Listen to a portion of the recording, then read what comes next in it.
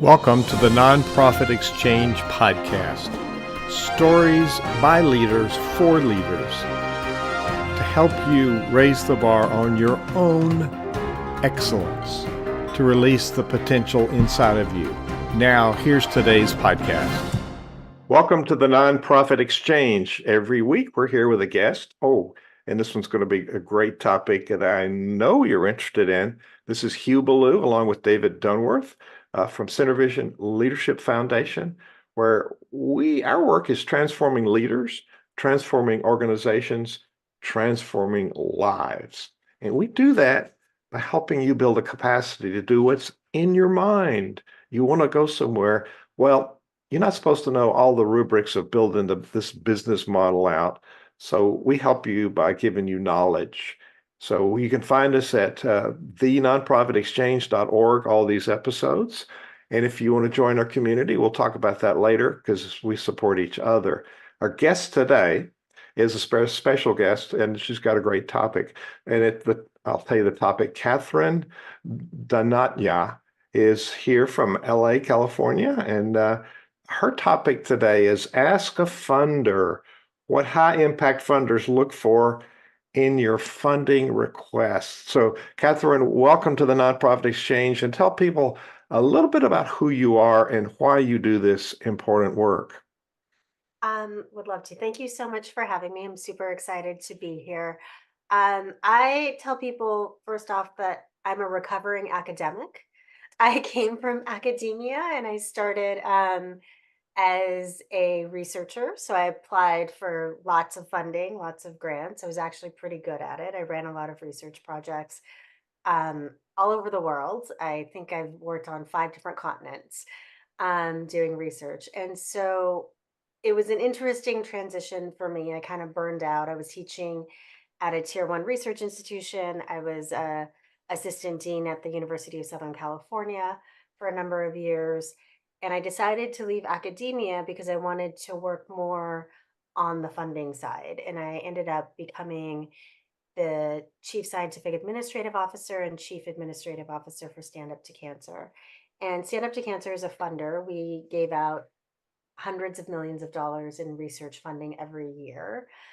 Since then, I've worked on the board of numerous nonprofits and nonprofit funders and philanthropies to give out hundreds of millions of dollars in different types of funding, mostly around the cancer space.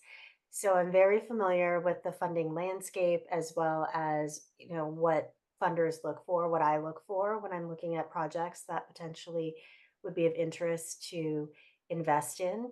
But I've done it on both sides.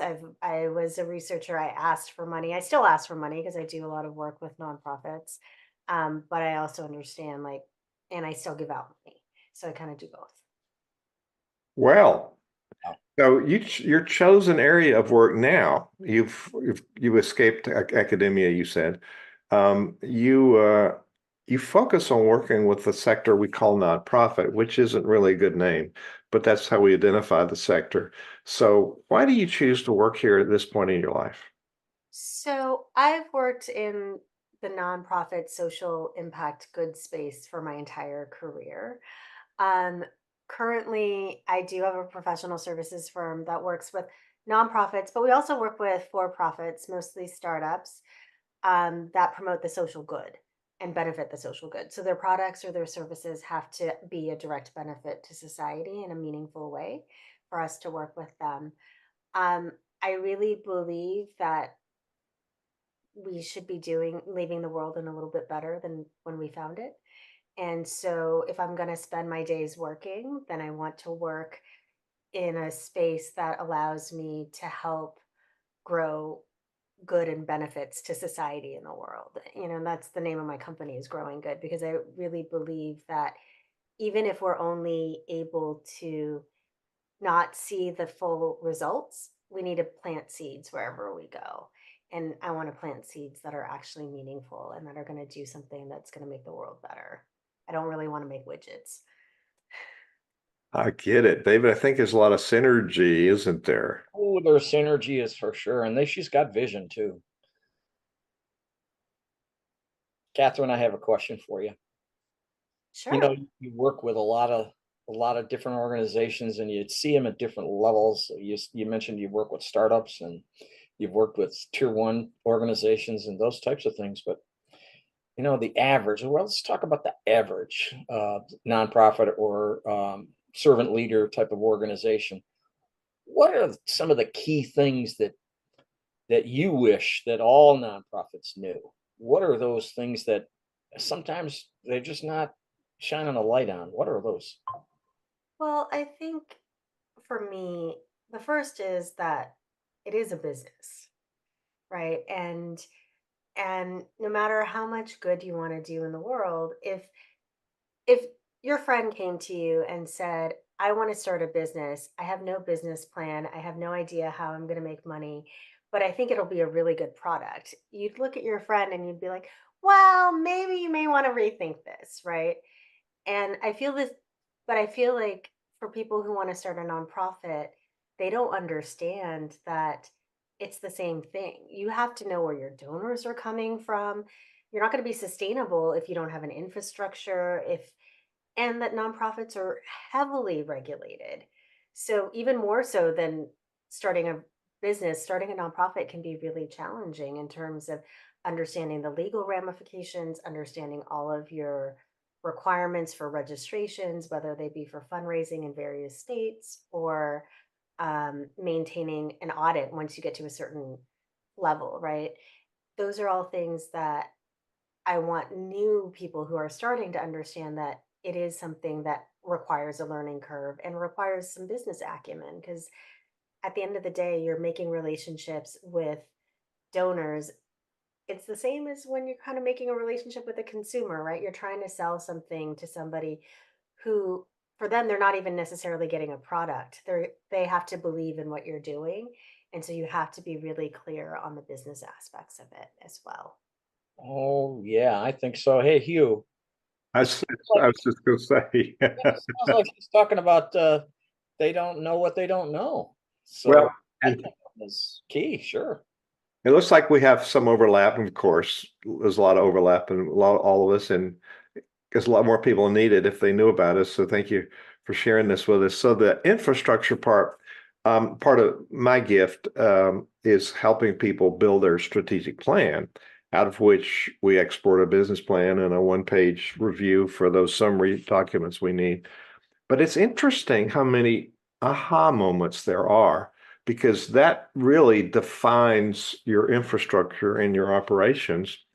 And it's really an engagement tool. And you're so spot on. This is a business, and it's so much more difficult than running a for-profit business. We call it sometimes a for-purpose business, but we ought to all be purposeful in our businesses. But this is more so. It's not about the money, it's about the purpose. So you help people with infrastructure and operations.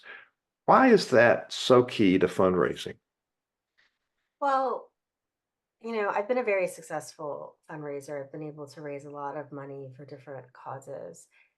And what, on the funder perspective, when I look at things, it's, well, is it feasible? Right? People promise a lot of things, but if your budget's not together, if you don't have the staff to actually be able to execute, I don't necessarily feel confident in investing in you. Right. And as the funding landscape is changing and you have more and more business people and tech people on boards who are making these decisions, it's not enough that you want to do something for the good of the world. They want to see, well, what's your plan? What is their return on their investment, rather, or return on impact, I'd say, instead of investment, right? And so having all of those pieces in terms of the organization structure is really important. And at the end of the day, funders also fund people, right? Do I trust you that you're able to execute on what you say? It's a relationship. And if you don't have your ducks in a row, then it makes me question whether you're really going to be able to execute on what you're saying and promising you're going to be able to do. And that all comes to infrastructure. Do you have the right people? Do you have the right systems in place? Are you able to use the funds that we donate wisely? Right? What is your what is your balance in terms of overhead versus programming? All of those things matter. And as funding becomes harder to get, it's those things that'll differentiate people, right? If you can come in and show me, wow, I have full confidence that you have the right people, you have the right infrastructure, you have the right systems in place to execute and not be on a huge lag, and you understand what it's going to take to do all of this work that you're promising, and that you can do it for the right price, like that's very attractive. And you've got the infrastructure to report on the on the how you use the Well, money. yes, absolutely, right? Like you have the, and you're able to actually utilize the money in a meaningful way. It's, I always talk to people, everybody wants the $1 million donation plus, right? But it's like, you don't want to be the dog that catches the bus and is like, what do I do now? Because I don't have the mechanisms to actually manage that money, or, do you have a place to put the money? Do you have an investment strategy if you end up having a lot of reserves that you're not using right away, right, from a grant? Like there should be different ways of sophistication in terms of how you've created your infrastructure. And I think the other piece of it in terms of infrastructure is understanding that there's different ways to build a successful organization, especially in the nonprofit sector, and you have to understand who you are. Are you going to be the organization that takes, $5 donations from thousands of people? Or are you only going to focus on large scale grants, right? Because the infrastructures are very different in what is needed. So, understanding your perspective in terms of who are your donors, how do you want to raise funding, and over time, how do you want to grow? And all of those things will matter as you build your organization forward. Oh, it's tons of good stuff. I want to let people know there will be a transcript because these good ideas are flying by and you went, wait, I didn't get that. Don't worry. You'll get the recording, both video and it'll be on our podcast, and you'll have a transcript. So you can find that place where you heard something, say, oh, that's what it is. So there'll be a transcript to capture these great sound bites. Before David has his next question, a couple of things came out of what you're saying I'd like you to highlight, please. Um, it was the changing landscape for funding.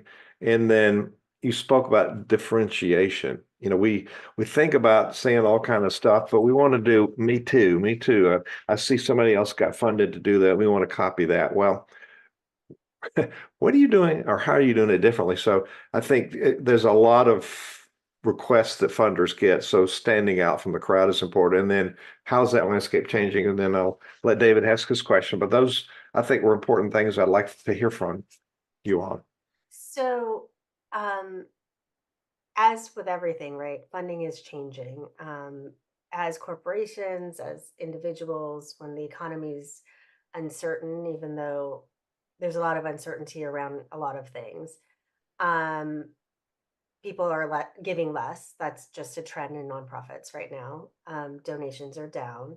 They're giving less across the board, and so as that is happening, there's more scrutiny too, right? Who are you giving to? Why are you giving to them? But I also see a change in terms of the way that boards and the way that people want information presented. The first rule, give people what they ask for, not what they don't, what you think they want, right? I've gotten applications where I'll say, I like a 2-page application, and somebody sends me 40 pages. And it's like, well, that's not what I asked for. If you can't follow directions, that's not a good sign, right? Or I've asked for a budget in this template and you give me your own template. And it's like, no, I asked for a specific reason why I want it this way. So questioning, thinking you know better than the funder is never a good way to start off, right? And so I think that's changing. We're moving also more into this pitch mode where people are less, they want to know quickly. They want to know within 5 minutes whether they're interested or not. And so having really tight pitches And most nonprofits that are traditional nonprofits may not have been as used to this idea of like a pitching thing, right? I think like everything's becoming Shark Tankified. Like we all want to pitch. But for a lot of funders now, that's the initial conversation is a pitch. I want to pitch because that's what their board understands, right? And so that's a different frame of mind that you have to think about in terms of versus a traditional grant proposal and application. And yes, there's still tons of those. I mean, if you're working with the government, it's not changing anytime soon.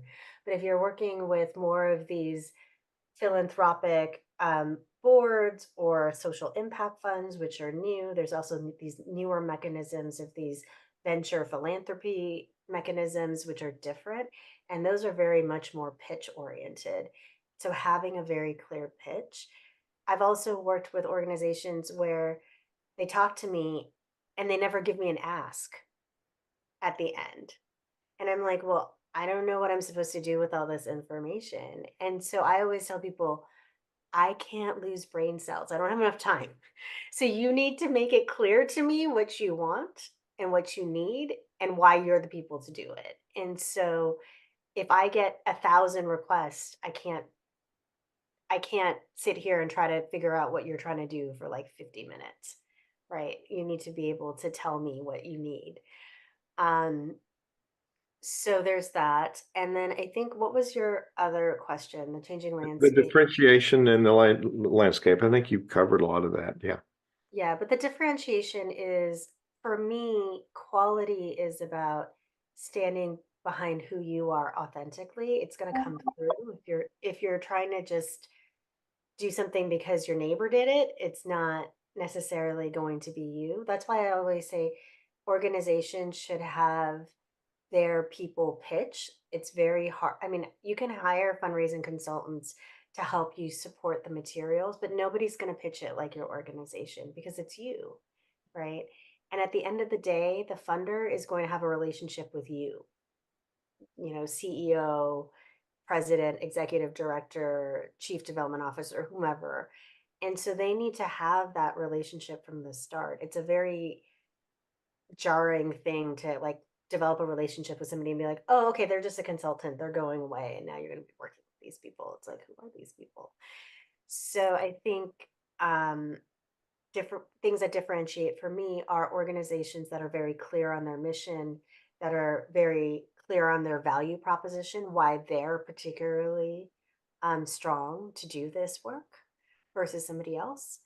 And then having interesting ideas that have a lot of impact. So, and that's measurable, right? That's the other thing. There's much more emphasis on metrics, on KPIs, on being able to quantify your success in a way that's understandable and that's measurable. And that is a shift for a lot of nonprofits too, that they may not be used to.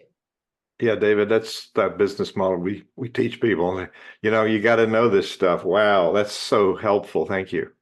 Yeah, getting those organizations ready to receive is what I like to call it.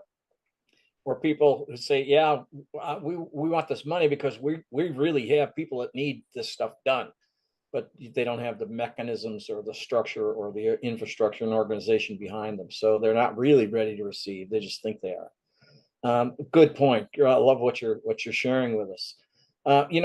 Tell us about some of the typical mistakes that you see that really inhibits an organization's sustainability or growth potential, or how they trip themselves up. Have you come across some pretty standard stuff? I think one of the big standards are not understanding that you are also a brand. And so there's a lot of diffuseness where you'll have an organization who wants to get work in the community, right? And having worked for very large brands, there is something to be said about recognition. So if on this flyer you look like this, and then on a different flyer you have different coloring, everything's different. This t-shirt is different from that t-shirt. It makes it really hard for community members and people to see your impact. because they can't recognize that it's the same group, right? So I think that's one of the things that I try to talk about with a lot of the nonprofits I work with, especially the smaller ones. It does matter, right? Pick a color, pick a identity, and make sure that wherever you go, it's reinforced, because then people are like, oh, it's that food bank that's working with in my community. They're all over the place. I should be helping them, right? Versus it's very diffuse when you're just kind of like all over. And then two, reputation matters. And for a nonprofit, especially, it is your lifeblood. So who you align with, who you choose to be your spokespeople, how you address crises, that all matters, because if you don't have your reputation, you're going to go under. Like, because that's, you're trading on goodwill, right? You're trading on the ability for people to trust that you're a good actor. And if you damage that, it's very likely that you will no longer exist. So, I mean, I think those are the two things that I would say, um, that people need to take to heart. Great, great, good points. Good points. You can take Standing that out to, from that other food bank yeah, and all those other things too. Great. absolutely, David. One last one, then I want to ask you to, we're going to share your website so people can know where to find you. But we're preparing this request for funders, and I guess that could include sponsors too. It's a very different pitch, and it's marketing money. It's not donations, but and a different purpose. But what are those funders, just generally, what are they looking for? Well, I think ultimately, one, if you're going to like a traditional funder, right? Corporations are a little bit different. I can answer in both ways. So if you're looking at a philanthropy, they're looking for something that's aligning to who they give and what they're interested in, right? Most funders have a point of view of what they want to fund and what they don't fund. And so sometimes you can have the best idea, but if it doesn't align with what their strategy is, you're not going to get funded, no matter how good you are. I think that's fundamental for people to understand. And the fact that you get a lot of requests, so you can't fund everything that's amazing, even if you want to. So I think that's the other thing too, is don't take everything personally. Like a no is not forever. Um, and the other thing too is if you impress funders, I've gone back to organizations and said, oh, I found a pot of money. I really liked your work. Let's talk about submitting a proposal. So don't necessarily think that it's a closed door forever either, right? I mean, some people will be very specific, like this is not what we fund, this is not what we do. Then yes, you're unlikely to be able to move that needle. But sometimes, even if you're just short of getting funding, doesn't mean that in the future you might not be asked to submit a proposal. So always keep a good relationship with people and rapport. And people and funders move around a lot. That's the other thing that people don't realize. Like we all kind of know each other and we move around a lot. And so organizations that impress you may get funding from somewhere else. Like we've done that. I've done that. Like I'll say, "Oh, I don't really fund this, but I think your project's really good. Let me introduce you to this other funder." And vice versa. That's happened too. So we all know each other and we all talk, and so it matters in terms of how you the space is small. So what kind of impressions you give matters. That's really important for people to know. On the corporate side, corporations give so that they can get a halo effect and so they can make money. And so they need to be aligned with an audience that they're trying to reach, or if they feel like you're doing good in the world is going to provide them a benefit for their corporate brand. So it's a lot more transactional in that regard, whereas like more of the philanthropies or the foundations tend to have a longer term relationship. And corporations have two pockets. One is philanthropy, where there's giving, and they have a certain percentage. They also have marketing, which they've already budgeted. So and it's a little different, but you're right. They're giving it for there's a self-interest in that. But it's our job to tell them giving to nonprofits, supporting nonprofits is good for business, isn't it? Absolutely, especially there was a McKinsey study that said, Generation Z and Generation Alpha were more likely to pay more willing to pay more for a product that they thought was ethically made. Yeah. And so you have future generations really looking at how things are made, the ethics behind it, the economics behind it, the environmental contributions behind it. And so the next generation care about that. And so corporations, it is good business if you're doing good in the world because it matters to your future consumers. They don't want to damage their brand. They want to make sure they're hanging out with some other good brand. Now, Catherine, we're going to show people your website. If you're listening on the podcast, you can find her website. It's called Growing Good Inc. Growing Good Inc.com. No hyphens or anything. What will people find when they go there, Catherine? Well, you'll meet some of my other strategists, colleagues that I work with. We're all very seasoned professionals it's almost been like our second career. Mhm. Um, Jane, for one, she was the SVP at Stand Up to Cancer. She was the head of communications for Autism Speaks, and she would help with like things like communications and communication strategy. Michael's associate dean at the University of California, Los Angeles, a lot of organizational management. Marla is a former head of acquisitions for Goldman Sachs, and so she helps with pitches, which is kind of amazing, right? And Priscilla has a background in intelligence, and so she helps a lot with how potential people may be thinking about, how to make persuasive arguments and persuasive pitches because of her work with the in the intelligence field. So we have a kind of a good fun group. Sounds great. So, you said that you do offer a free consultation for people. We were talking earlier, and the emails are right in here on your website. And so, some real person responds to those emails, correct? Yes, you have my email. So on that website, if you respond, it'll go to me. We're Right. small enough that we still handle our own email. There's no AI generated responses. That's awesome. That's awesome, Catherine. You've given us a lot of information in a very short, focused period of time, and it's just a wealth of data people really need. Remember, you can find these for the listeners at the nonprofitexchange.org, the nonprofitexchange.org. You'll find this, and along with other episodes. We heard things today we haven't heard before. Isn't that right, David? It's just such a brilliant interview. Yeah, it's been really good to hear from that perspective because so many of our guests, everybody brings something different to this weekly contribution.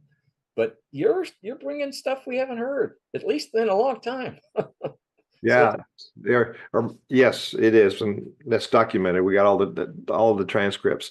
So, Catherine, I'm going to ask you in a minute to give a final thought for people. Before that, Center Vision has a private community for nonprofit leaders and faith leaders.